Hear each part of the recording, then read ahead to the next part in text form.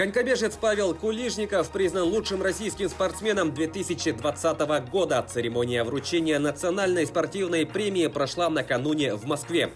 Кулижников в текущем году завоевал 2 золотые медали на чемпионате мира на отдельных дистанциях, а также 3 золота на европейском первенстве. Лучшей спортсменкой года стала чемпионка мира в прыжках с шестом Анжелика Сидорова. Ну а лучшим тренером признали наставника сборной России по художественной гимнастике Ирину Винер-Усманову.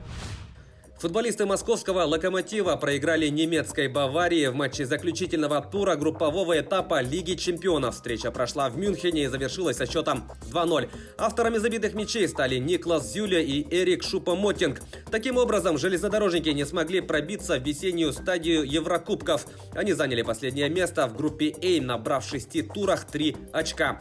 «Бавария» возглавила квартет, имея в активе 16 пунктов. Вторую путевку в плей-офф турнира завоевал испанский «Атлетико», у которого 9 баллов. С третьей позиции в Лигу Европы отправился австрийский «Зальцбург», на счету которого 4 очка.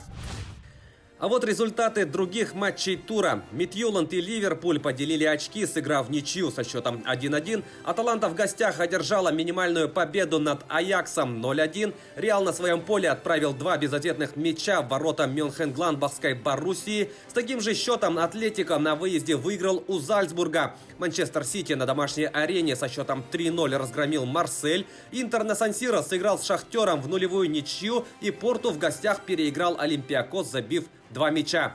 Также в этот день был доигран матч между ПСЖ и Истанбул-Башакшехиром, который вчера был прерван на 14-й минуте из-за расистского скандала. Французы одержали уверенную победу со счетом 5-1.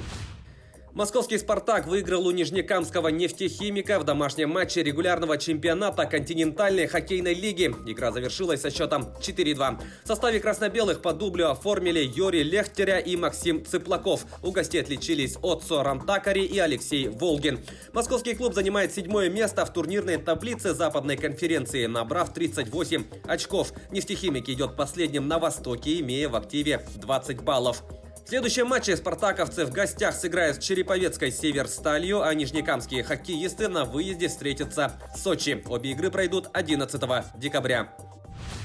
Матч россиянина Данила Медведева против испанца Рафаэля Надаля в полуфинале итогового турнира Ассоциации теннисистов-профессионалов занял 2-е место в рейтинге лучших встреч сезона. Об этом сообщает пресс-служба ATP.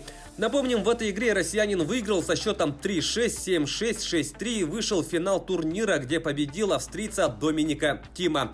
Лучшим матчем сезона было признано параллельное полуфинальное противостояние между Тимом и сербом Новаком Джоковичем, в котором победу праздновал австриец. Встреча завершилась со счетом 7-5, 7-7, 7-6.